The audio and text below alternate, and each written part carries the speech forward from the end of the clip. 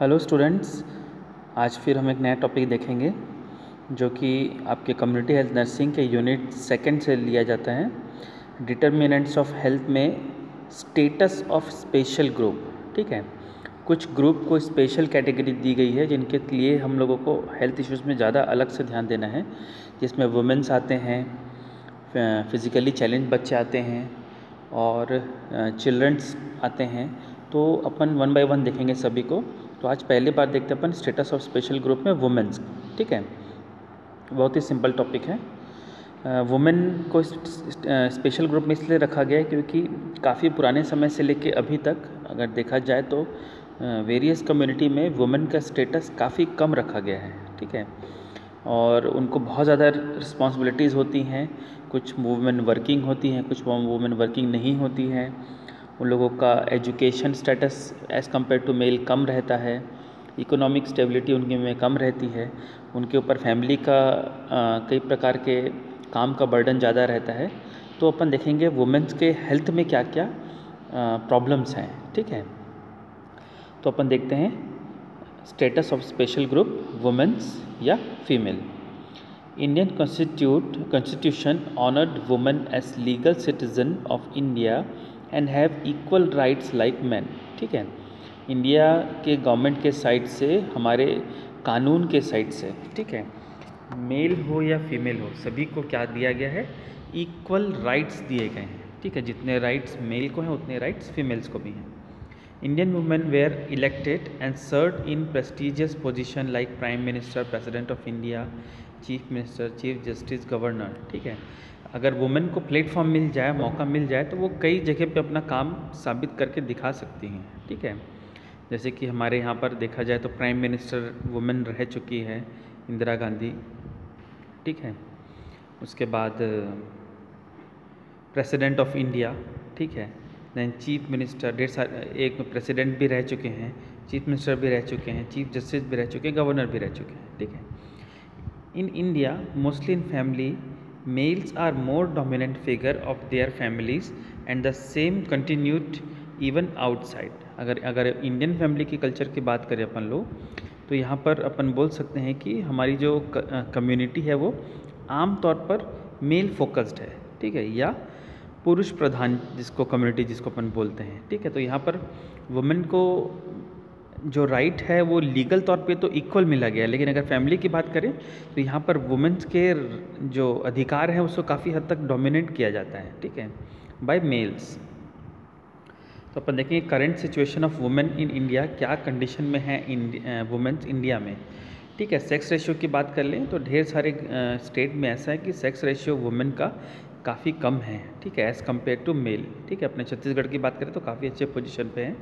पर इंडिया की बात करते हैं, India has 48.04% population of female and 51.96% of males. ठीक है, आप देख सकते हैं कि वुमेन मेल से काफ़ी कम है। ठीक है, that means our sex ratio in female is, female में 924/1000 मेल्स। ठीक है, हर एक 1000 मेल के पीछे ओनली 924 फीमेल्स हैं। ठीक है, तो अगर देखा जाए तो सेक्स रेशियो हमारे यहाँ डिफरेंस है। देन है nutritional status.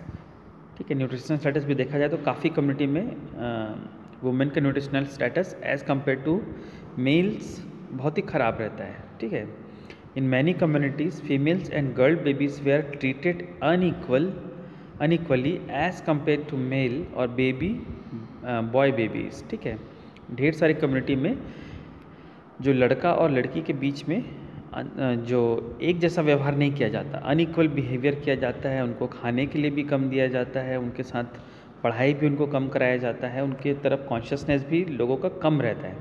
In current situation around 48% of women and adolescent girl are suffering from anaemia.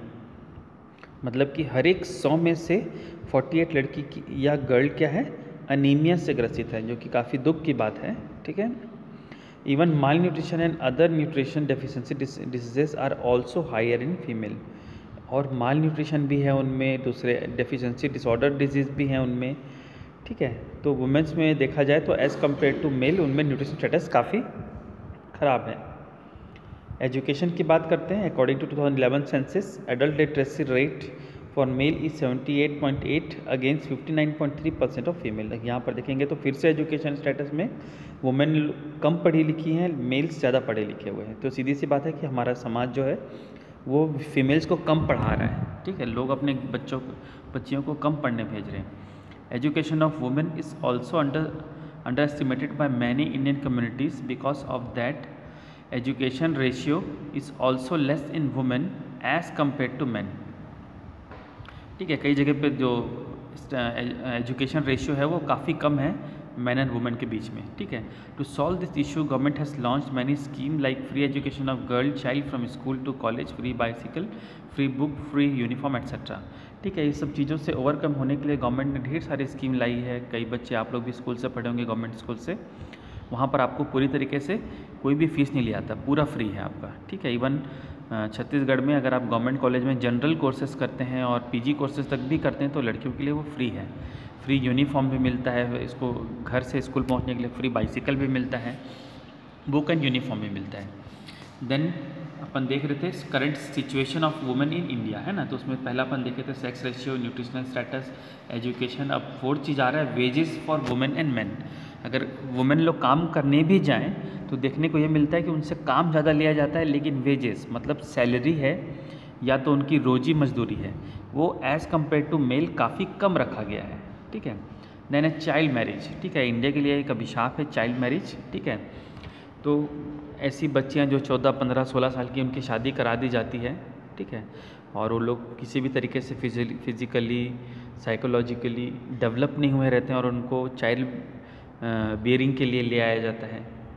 तो ये भी एक बहुत बड़ा चैलेंज है जो कि वुमेन के स्टेटस को इंडिया में काफ़ी ख़राब कर रहा है। ठीक है, 6 इज राइट्स ऑफ वुमेन। ठीक है, जैसे कि हम लोग देखें कि वुमेन को इक्वल राइट दिए गए हैं, बल्कि अगर अपन देखा जाए तो वुमेन्स को कई ज़्यादा एक्स्ट्रा राइट्स भी दिए गए हैं, लेकिन अगर देखा जाए तो उसका बेनिफिट कुछ वुमेन्स ही उठा पाते हैं।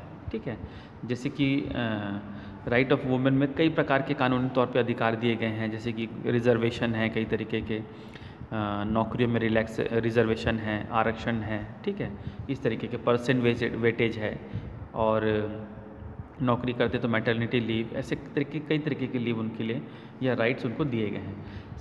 7th है सेक्सुअल वायलेंस। ठीक है, वुमेन्स जो हैं हर एक कम्युनिटी, हर एक कंट्री में सेक्सुअल वायलेंस का ज़बरदस्त शिकार हैं। ठीक है, उनको सेक्सुअली अब्यूज़ किया जाता है जब वो लोग बच्ची होती हैं से लेके जब वो शादीशुदा भी हो जाती तब तक भी उनको सेक्सुअली अब्यूज़ किया जाता है कई लेवल पर।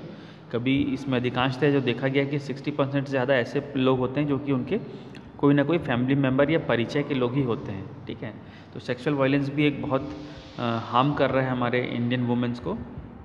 देन है 8th डोमेस्टिक वायलेंस। ठीक है, घर के अंदर भी महिलाएं सुरक्षित नहीं हैं। ठीक है, डोमेस्टिक वायलेंस सिर्फ उनके शादी होने के बाद नहीं, ठीक है, उनके जब अपने घर में रहती हैं, ठीक है, जब वो स्कूल में हैं या कॉलेजेस में हैं, तब भी उनके खिलाफ वायलेंस काफ़ी ज़्यादा होता है। उनके साथ मारपीट की कई घटनाएं आती हैं।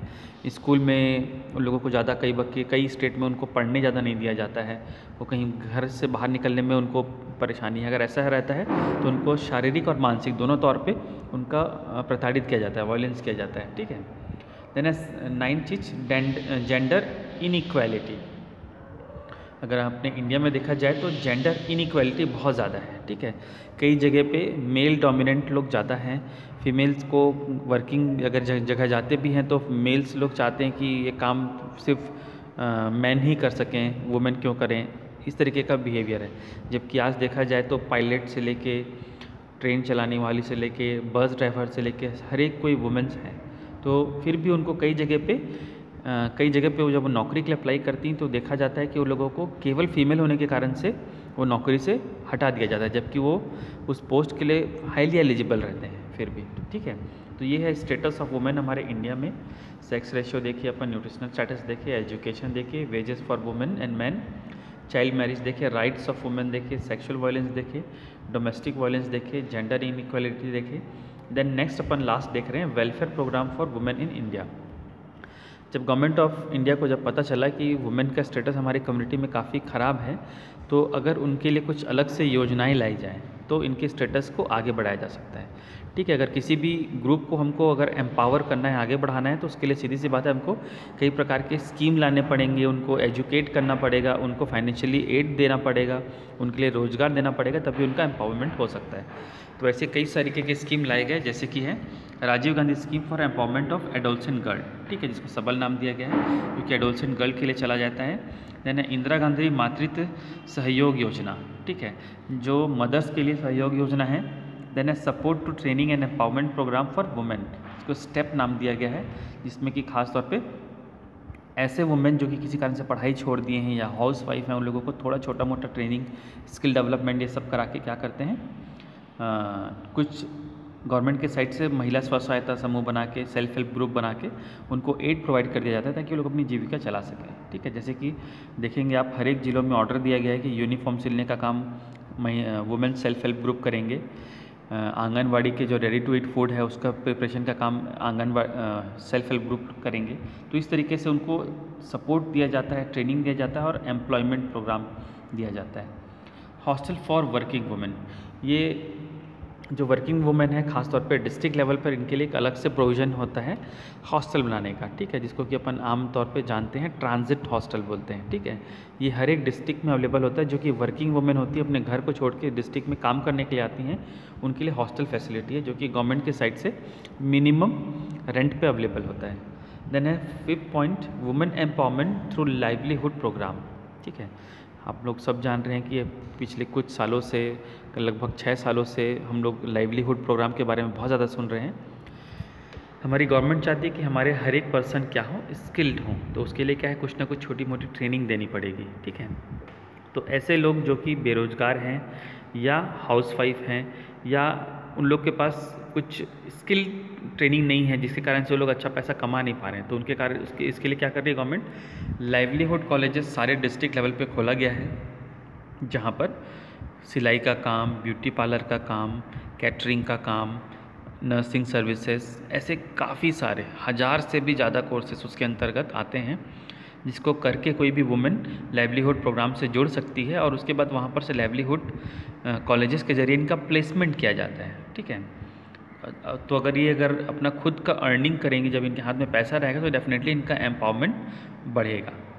देन है ICDS, integrated child development scheme. ठीक है, जो ICDS है, जो department of women and child development के द्वारा इम्प्लीमेंट किया जाता है, इसके ज़रिए उन लोगों को सर्विसेज प्रोवाइड की जाती हैं, जैसे कि ready to eat food distribution है, उनका हेल्थ इश्यूज़ हैं, ये सारी चीज़ सभी को समझ में आया होगा।